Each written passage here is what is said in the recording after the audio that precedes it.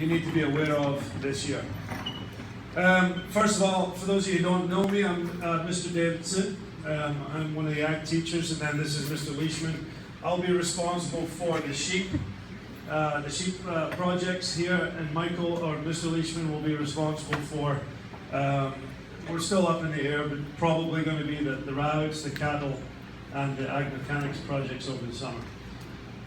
For those of you who don't know, Mrs. DeVores is going to be leaving us, so we're currently looking for or figuring out who's going to be taking over the pig projects. And so the new hire that we get will obviously be taking over those projects as he or she is hired. But in the interim, Mr. Leishman will be the one that's overseeing the pig projects. That said, if you have not shown with us before, which I'm looking out here, there's a lot of you who are brand new faces, some of you who I've never met before. And that's exciting because we have a strong animal program.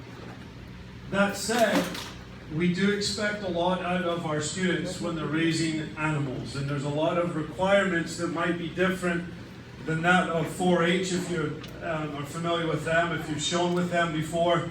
It's set up quite differently. Although at the end of the day, they're all raising their animals, they're all selling them at the fair. But because this is a school activity and we're obviously sanctioned through the school district, the rules of the school district are obviously very applicable to your sons and daughters when it comes to the fair. So there's requirements that we're going to go over. And then also, your student is going to be given a class credit for this. And so it's going to go down on their transcripts as a summer class credit. And so that's another reason why there's going to be some accountability here with your sons and daughters. And so some of the things that we do are going to require that they are actually physically present. And if they're not physically present over the summer, then they're not raising the animal. We can't give them the hours, therefore they can't get the credits. So we're going to talk about that as well. And then we'll obviously talk about the cost and what you should expect as an end result with your projects. So that said, the purpose of this is not simply for the student to make money. Your sons and daughters might not make any money on this project. They might come out losing money on this project. Nobody knows what the end result in terms of financials are going to be. But what we can tell you is your sons and daughters are going to be stretched very thin in terms of time management, in terms of the hard work that they're going to do. And then there's going to be times where, quite frankly, they're going to feel lazy and they're not going to want to do the work. And so parents, we're going to ask you to step up and encourage your students to get up to the farms and maintain their projects. So the purpose is simply to grow our students and to teach them about hard work, teach them about responsibility, and obviously at the end of the day have a product that they can feel accomplished with, whether they make money or not. But our job is to teach them how to create a product that is safe for the food chain and also a quality product that people want to buy. And so that is the purpose of this. Regardless if they want any animal, any species is going to be the same way. Hard work and hard work. And so that said, we'll go to the next part. The pigs are going to be down at the ROC Center, South Mount Vernon in 58. The sheep will be up here at the school. Cattle will also be at the school or at home. And the rabbits really have options in regards to where they want to keep. Pigs can keep them at home as well. There's no rules that they have to be at the ROC. But you'll notice that in the packet, at the back side of your packet, that if you are going to keep animals at home, or more specifically at somebody else's home, then there is an agreement there that we ask that you fill out to say that you're keeping it somewhere else. We've had problems in the past where a student might keep it at a friend's house, and by the time they're done, they're not friends anymore. And that's because of obviously agreements that are not really in agreement with each other. So we're going to ask that they sign a business agreement and then kind of get that to us so we can approve the homes of those pigs. But all the sheep will end up staying up at Highland. That's the policy there. In regards to time, we're looking at about 300 hours from start to finish. And if your student is obviously expected to be gone for vacations or gone for whatever, sometimes we have people that go to other families for several weeks in the summer off out of state, then this project's not for you. You have to be here, and we have to make sure that you're putting in the effort, the same effort as everyone else. So we're looking at about 300-ish hours, and we're also looking at approximately 2 to 3 hours a day, every day, 7 days a week. So there's no sleeping in, and there's no going to bed early. They have to make sure that they're on the farms maintaining their animals. So there is a big time commitment, and it's not just the students, but this is a family commitment. Because as parents who have done this before, and there's many of you here, you know that you end up having some sort of ownership in the project, not just financially, but obviously with your time, and in many cases with your hearts. And so we want to make sure that everyone is on the same page there. Yeah, we'll get there. If you guys could turn to your packets, and I'm going to have you go to page 4.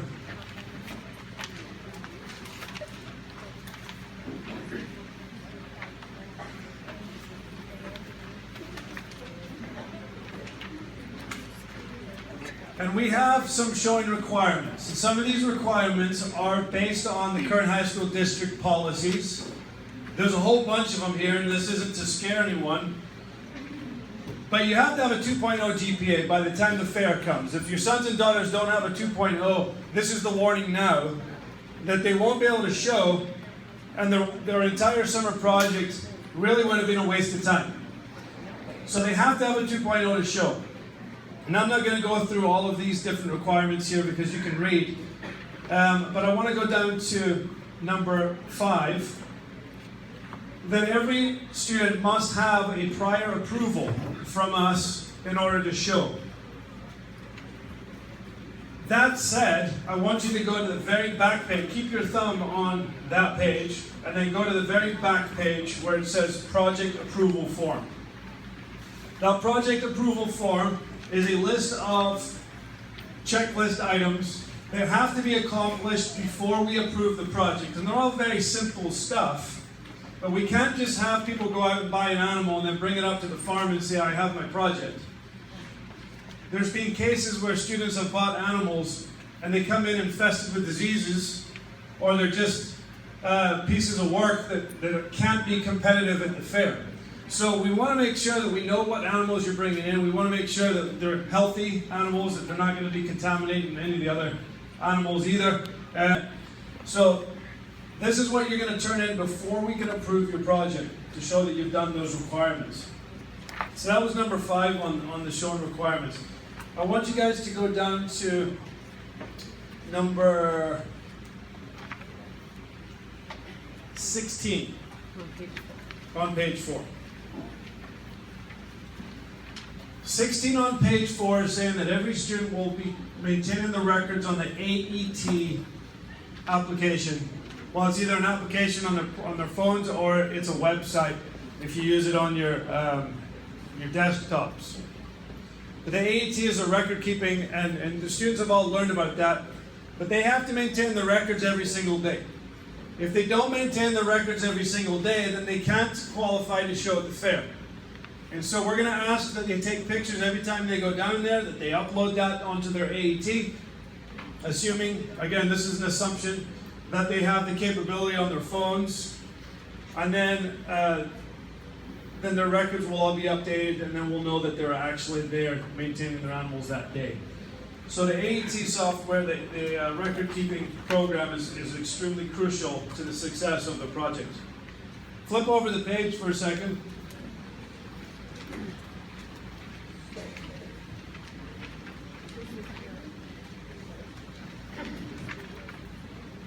Number 22, students will not be permitted to show 2 different species. And we started this policy because when the fair came, if somebody had a pig and a sheep, they were running to different barns, and it really was very difficult for students to do a good job with 2 different market animals. The The policy that we have is they can raise 2 animals of the same species, but not 2 of different market species. So rabbits, they're kind of not really market animals, although there are market rabbits. So you can have a rabbit in any other species, that's totally fine. You can't have a pig and a sheep, or a steer and a sheep. Those are just too difficult for our students to do 2 of them to do 2 projects well. So we're going to ask that if you want to do 2 projects, that they are the same market species. But that said, it all depends on if we have room on the farms where the animals are being housed. Okay, so if we have 40 kids wanting to do sheep, one person doesn't get a sheep because somebody has 2, then obviously we have to reevaluate the 2. Okay. Let's go ahead and go to number 2. One of the methods of communication, which is probably going to be most of the communication, will be done through the phones. There might be a few things email-wise, but as most of you are very aware of, we use the Remind app, and that's how we're going to get a lot of your information to you guys. Number 3, in order to qualify, one of the other requirements here to show with us is that your student must make 80% of the practices. And now the showmanship practices are typically once a week. There's going to be some weeks where we don't have any. There will also be other meetings throughout the summer, and those meetings might be to check on record books. They might be to go over how to find buyers or sponsors for your animals. But they have to meet with us, and they have to make 80% of those showmanship practices. If they don't make those 80%, they cannot show with us at the fair. And again, that goes back to your grades. If you don't come to class, you can't get a grade. Actually, they'll give you a grade, it just won't be what you want. So we ask that they make sure they're at 80% of those practices. So obviously, if we have 10 practices throughout the summer, they need to be at least 8 of them. So we would suggest that you don't go out of town on the days of the practices. And if you are out of town on the days of the practices, then obviously you want to limit those the best you can. Which takes me to the next step is, when are the practices? If you go to the important dates, which I believe is page 2, there's a list of all of the dates. Well, there's some things that we haven't got on there yet, but at least the showmanship dates. The weekly practices, pigs are on Tuesdays at 7, sheep are Thursdays at 6:30, and rabbits are Mondays at 6. Now, some things are going to change. If we get our new teacher coming in and she says, I don't want to do Tuesdays, or what did it say, Tuesdays? Then obviously we have to reevaluate that and get that information to you. But we try and get you these dates ahead of time so you can make those arrangements. If you guys will stay on that same page and go down to the bottom there, there's a mandatory meeting before the fair, and it says there it's September the 7th. Please mark your calendars now so that when September 6th comes around, I don't have 25 people saying I can't make it that day because of XYZ.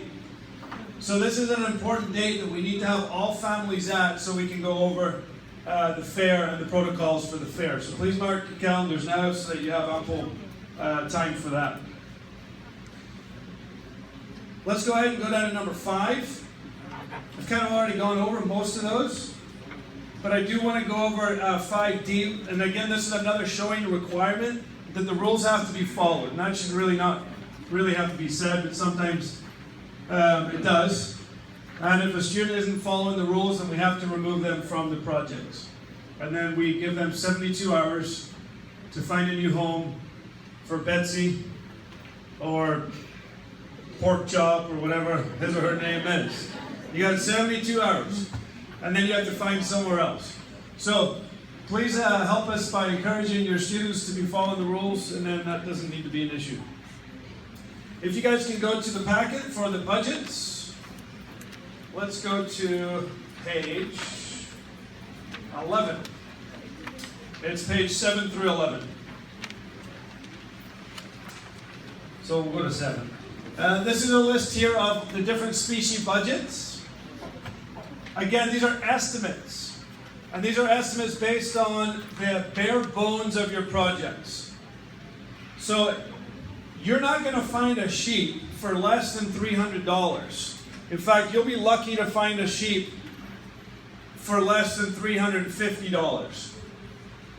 So we have on here for our budget for the sheep, starting on here for $400.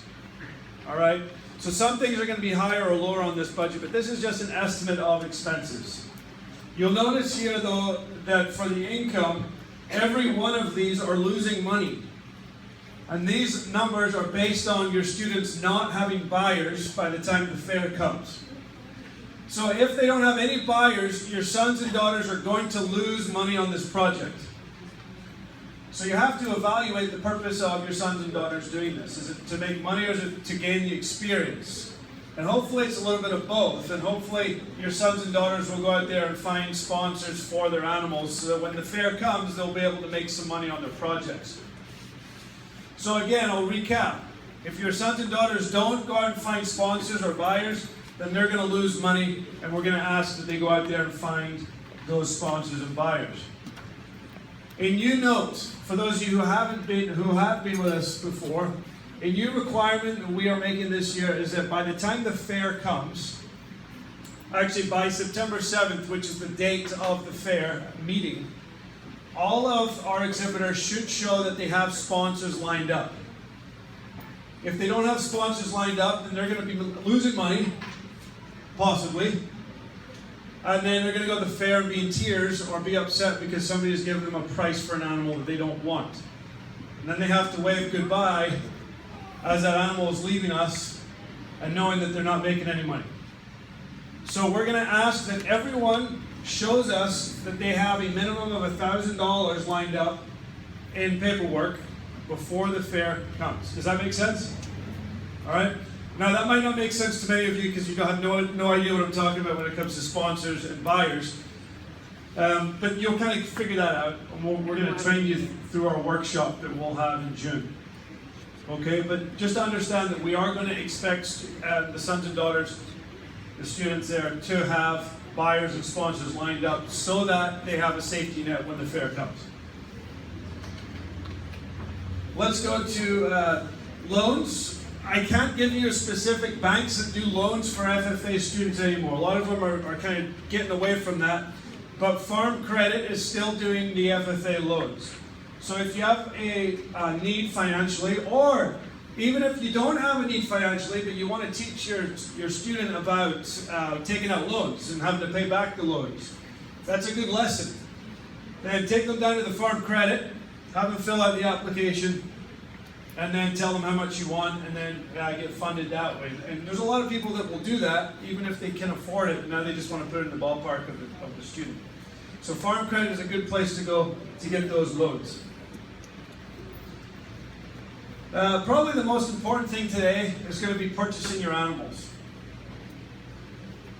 We don't care where you get your animals from, as long as your animal is a reputable breeder, that it has healthy and quality stock.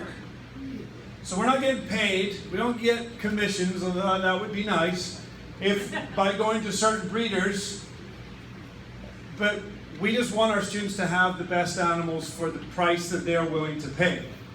And so for the sheep, what we have is for the sheep people, I put in a list of 5 breeders that we've used in the past. Pig people, you don't have a list, but it's the same policy here. If there's a breeder that you want to go to, feel free to call that breeder, talk to the breeder, talk about prices, set up a time to go meet up with them. And if there's an animal that you want to buy, you are welcome to buy it. Except, we need to know and see the animal first. So you take a picture of it. Okay, tell us who the breeder is, just so we feel comfortable. And here's some background information on that. It's simply because we've had students in the past who have paid $100 for an animal and has come back as a Group 3 animal at the fair. And then it obviously doesn't make anyone look good in that situation, but at the end of the day, it's the student who's upset because they didn't do so well at the fair.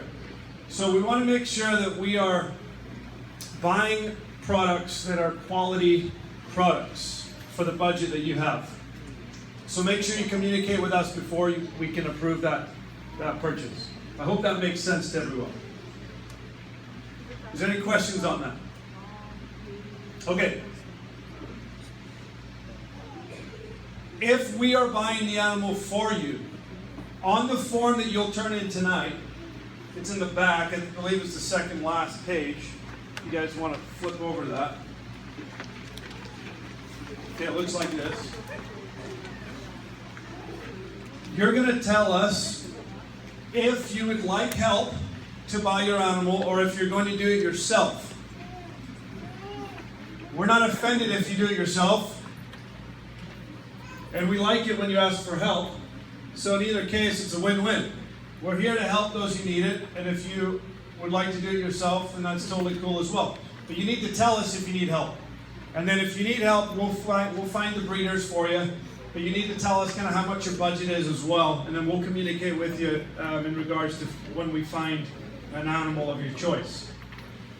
So this is an important document that we need to get back from you tonight to tell us if you need help or if you don't need help. Okay? I hope that makes sense.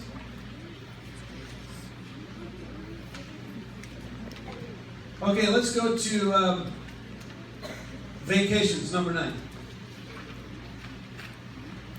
And then I'll go to number 8. We're doing Scottish numbers here.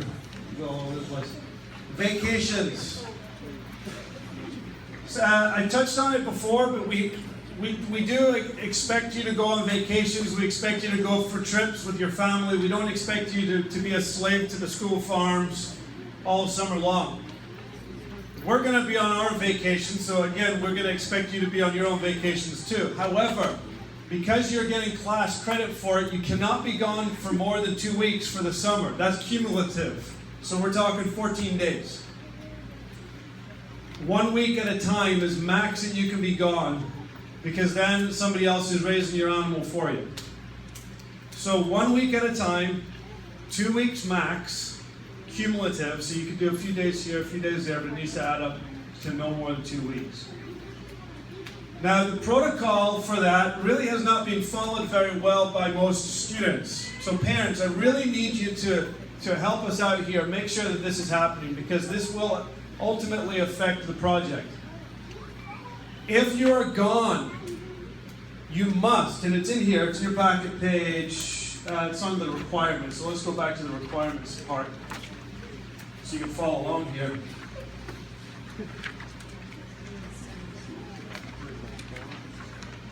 No, it's not there. No. Okay. It's in there somewhere. I think it's in the other one I typed up and saved it. But before you go on your vacation or your weekend or your day, page 14, thank you. Go to page 14. Vacations and other obligations, number 1. You need to email us, the advisor of your project, and tell us who is feeding for you. It is very difficult for us to hunt people down on vacations if we don't know who we're hunting down. So who's feeding for you? When are you coming back? And then after we receive that, then we'll tell you, cool, go for your trip. There's never a time that we will deny you leaving out of town. That is not the point here. We're not going to approve you going out of town. That's not the point. We're not approving you to have a vacation. We just need you to communicate with us so that we know how many days you've been gone. Because if we don't know who is feeding for your animals, then we can't assume that your animals are being fed. Does that make sense? So if nobody is feeding for your animal, then now you're in trouble because your animal's not getting fed. And then when I find out that your animal was fed by somebody, now I'm like, well then why didn't you send me an email and tell me you were going out of town? Does that make sense? So we need you guys to follow this. Please. This is the requirements for when you leave out of town. Even if it's for a day, send us an email, tell us that you're leaving, because we need that paper trail. Okay, gate hours. They're different. ROC for pigs is going to be different than the Highland School farm hours. The school farm hours for Highland High School is in its separate agreement for the school farm. And everyone will have a gate code to get on and off the farm. ROC is going to be different, so when you get those your animals out there, you'll be told the farm hours for the ROC. That said, in the past, people that have been raising pigs have gotten used to going out there every 2 days, 2 or 3 days, and some people, in the extreme cases, a week. Well, we can't do that. We're dealing with an animal that is expecting you to show up and check on it and give it some food and really maintain the health of that animal. And you're also in a team with other people, and we're asking you to be there once every single day. And this is the pigs. The sheep you'll see have to show up obviously twice a day because they're not being free fed like the pigs. So if you're a pig person and you're used to showing up every couple of days, the new policy on that is now you must show up and clock in every single day. So the reason for the pigs is because you have 4 people in a pen. Joe's going to feed tomorrow, Mary's going to feed on Wednesday, Frank's feeding on Thursday, I'll show up Friday. They're not responsible for the well-being of your animal. So if your hog is sick and coughing or showing signs of illness, they're not going to text Mr. Leishman and say, hey, Joe's hog is sick. No, they're going to expect you to do it because you need to be out there every single day. And when it comes to swine, especially at that facility, at the ROC, sickness is very, very, very, very serious thing. And so the minute we take care of it, the minute the hog will get better. Every day that a hog is sick, it's 3 days that's not gaining weight. And when you're talking about fair, your hog has to gain a certain amount of weight in order to make weight for fair, in order for you to sell it. Weight gain is a very serious issue with swine. So it is imperative that if you have a hog, you show up at least once a day, regardless of whose job it is to feed or clean that day, and check on your animal. If you go on vacation, then you need to express to the person that is managing your animal that they need to notify me or whoever's in charge of swine that there's a problem. But communication is the biggest issue. Last year we didn't have a few hogs make weight, and so they couldn't go to fair, so they couldn't sell their animals for fair, and they didn't make any money. They made the opposite of that. So, very important, if you have a hog, you need to show up at least once a day. Number 10, everyone that has an animal in the school farm will be given a plot of land. It will be your free piece of land. You will be the laird of Highland High School. Laird. And you're going to have to maintain that area weed-free for the summer. And so that's your pay. That's your rent. Okay? We can't legally charge your rent to keep your animal out there. So we're going to have you work off your piece of land there by just maintaining a few weeds on the farm. Okay? And again, that's going to add to your hours, but it's also going to add to the beauty of the Highland High School farm. Number 12, we've talked about AET. We're going to ask everyone to download that app. You're going to download it through the website, so it's not really an app, but you're going to go on the website, you're going to save it to your phone, and then you're going to have access to it that way. Let's flip it over. We've covered some of this stuff already, but the project's been housed. If your animal is going to be kept somewhere else, as I've said before, there's a form in the back that's an agreement between you and the person that you're keeping your animal with, that we need to have that on file.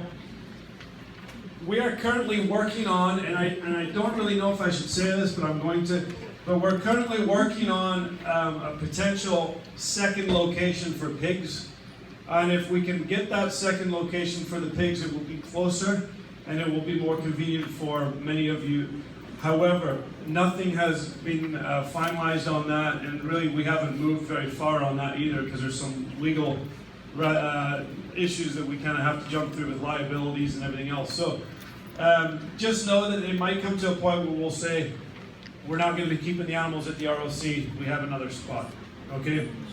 You still have an option to keep it down there if you'd like, but we're hoping to make a change for the positive. That said, all the sheep will keep their animals here at the school farm. We've talked about the 2 animals policy. Number 18, the fair entry forms. If you go to the back of your packet, you're going to see some fair entry forms. I've got 2 of them in there. After I printed this off, I spoke to the fair and they told me that they have a new entry form. So Page 34. maybe you want to put a line through this. The entry form online is exactly the same except it has a logo on it for the Kerr County Fair. So they're not going to take the one without the logo. So it's the same information, but don't use it. In fact, I spoke to the assistant CEO last night, and he told me that they are currently working on an online entry system. They're going to test it out this week. So if that's the case, then your entries for your animals will be a much simpler process, where you'll just go on the website, you'll deal with it yourself, and then we'll send them a list of students that we have approved to show at the fair. So it's going to be a pretty simple process as opposed to all this paperwork. So hopefully, if all the tests work out this week, then they should be rolling out their internet entry forms. Which, if you've been around the fair for more than a year, you know that's a big step for the fair to do anything on the computer. Okay, so we're excited about that. Number 19.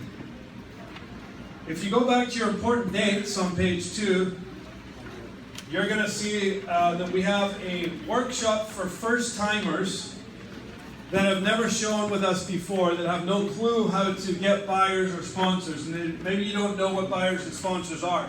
So that calendar, or that date, I think is June 9th or something. June 7th. June 7th. At 6:30. 6:30, it's going to be here in the classroom. We're going to go over how to find buyers, what is the difference between a buyer and a sponsor, and then we're going to help you try and get some money saved up in your pocket for the auction. So please make sure you mark that calendar as well. Sometimes your animal dies and you lose out on a lot of money. And sometimes we are insured with our animals and sometimes we're not. And if you're insured with your animals, you can get your money back for the cost of the animal. If it dies and you're not insured, obviously you're down the creek without paddle. So we want to make sure that you understand that you can get insurance, and there's an insurance form in the packet there as well. And we're going to ask that you turn that in by June. There's a date in the calendar there for when we're going to collect that. So your livestock will not be insured until June, but we are asking that you consider getting your animal insured, because every year we have animals die, and that's a huge, huge assistance program to students to get their money back for their animals. So please consider getting insurance on that. And it's very, very cheap. If your animal gets sick in the meantime, before it dies, don't call a vet. Please. If we need to call a vet, we'll call a vet. But sometimes there's things that we can do ourselves without you spending all that money to call a vet. And so don't call a vet, and it has to be said, because now and again people will do that and they'll spend a couple $100 on something that we can give an injection for and be fine. So please remember that. You're going to have to buy a uniform. So one of the requirements is every student will have their own jacket. So you have from now until September to order your FFA jacket. Your FFA jackets can be ordered online on the FFA website. But we also have there's a national program for students who can't afford their own FFA jackets. And so it's called the Gift of Blue. So if you go on the website, the National FFA website, look for the Gift of Blue, and it will give you some information on how you can apply for an FFA jacket. And as far as I know, they're still doing that. And if they're not, then come talk to me and we'll see what else we can do. But we also have loaner jackets.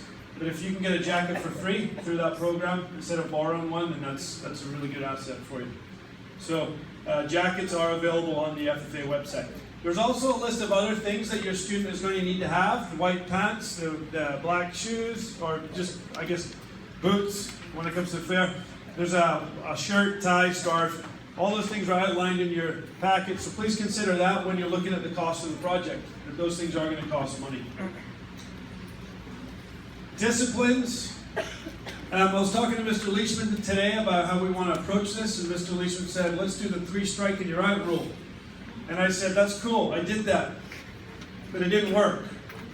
So about 3 years ago, I got rid of the three strikes rule, and I just said, please just follow the rules. If you're not following the rules, then your project is done. So it makes it easier, less paperwork, and hopefully we don't have to have the same discussion 3 or 4 times about feeding animals or, you know, jumping up on the roof and throwing backpacks on the roof and stuff like that. So if your students aren't following the rules or being safe on the farm or feeding their animals or coming to showmanship practices, then we're going to ask that they cease their projects. So that's the discipline policy there. Paperwork, all this paperwork that you have in the packet, there are due dates to them. Please make sure you turn all that stuff in by the appropriate time. The only paper that we're going to take from you today is going to be the last paper there, or the second last one, which I had you look at before. That's going to tell me if you need help to find your animal. That's really the only one we're going to take today. If you have a sheep, if you know you're going to get a sheep, then you can give me the farm agreement form as well, which is the separate packet there. And then you can take it home and read it, or you can take it home and read it and sign it and bring it back. But if you can just turn in the paperwork tonight, it's one less thing that you need to remember. That's number 25. That's your intent to show. And the last thing I'm going to talk about is the liability. The farm is an unsafe place. Your student might get hurt on the farm. Your students are not being supervised on the farm. If you would like your student to be supervised, then please show up with your student on the farm. There are times when I will be on the farm, Mr. Leishman will be on the farm, and we're going to be working with students, but we're not there all the time. And so there is an assumption of liability that your student might get hurt. They might get hit by an animal. And that's happened. I had a parent that got hurt on the farm by an animal, tore his arm, and he's still suffering like several years later. So it's just a farm, and so sometimes things happen. So I would suggest that if you don't like the idea of your student not being supervised, that please consider showing up to the farm and supervising your student. Okay, so that's an important thing that you need to understand, that there is that assumption of liability. It's not negligence by any means. It's just simply that we're allowing people to come on and off the farm at different times of the day, and we can't be there every minute of the day. Okay, so please understand that there is that. Yes. Another thing with the farm is that it needs to be understood that there's certain hours that you can be on the farm and certain hours that you are not allowed on the farm.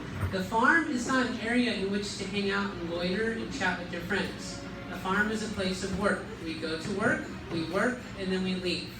If you're waiting for your parent or we're waiting for a ride, you may do so, but it's a place of work. It's what's expected to be done there. Mr. Leishman finds it very frustrating when I walk on the farm in the middle of the summer to take care of my plants and some kids are making out in the shade house, alright? It's not a makeout house, it's a shade house, okay? So, that goes with our zero tolerance policy. If you are found in violation of that work rule, we reserve the right to remove you from your project, and that means you have 72 hours to find your project a new home. So, follow the rules, very simple. That's going to wrap up most of the information that we're going to talk about. Obviously, there's a lot more in the packet that we want you to look at when you get home. But I want to just take a few minutes, not a whole lot of time. I want to take a few minutes to open up for questions, because I know there's usually things that you might ask that I probably should have said. Is there any questions that you need to ask as a group? Yes? Are we doing poultry? We don't show poultry with our program. But that said, we're always open. We don't have a set poultry program, okay? But we're always open to, if students want to do poultry, then we can talk about it. We can talk about it. I don't think it would be a big deal to have a student show a chicken. I don't really think that would be an issue at all. Yes? When do students start getting their animals? May. Good. You can buy animals anytime you want. If you buy them too soon, it's hard to see the quality of the animal, but if you buy them too late, you might lose out on some of the better animals. But you need to be honest with your breeders and tell your breeders that you can't bring them up until after banquet. Which means that some of your breeders might say, oh, I might need to charge you a little bit more because now I'm holding on to your animal and giving it more feed. Okay? We haven't had a breeder yet do that, but that's always a possibility. They could do that because now they're putting more feed into them. Okay? So you need to tell your breeder, I can't take it home until after May 8th, I think. When's the banquet? May 12th. Okay? Any other questions? Yes? Yep. If you buy before June, you said that insurance would Yes. if let's say the lamb you buy it early, like a month and it dies, what happens? Great question. If you buy an animal and it dies before June, and it's supposed to, we're not insured until June and it dies, are you out of money? The answer is yes. So it will be binded or bound at the beginning of June when we have the paperwork this June. So if you buy in May, we're still in June, yeah. Yes, yes. So if you have your animal in May, which most of you will, you definitely have a period of time where it will be uninsured. Yeah. Any other questions? Yes. I should have deleted that so that didn't confuse you. No, we're not doing market goats this year. Now we had that note new 2 years ago, and I just haven't taken it up. So there's no market goats. So I don't have to do this? No goats. No goats. Not this year. We are talking about starting a goat. We are talking about starting a goat program, but with the transition of the new teacher, it's just not a good year to do that this year. Yes.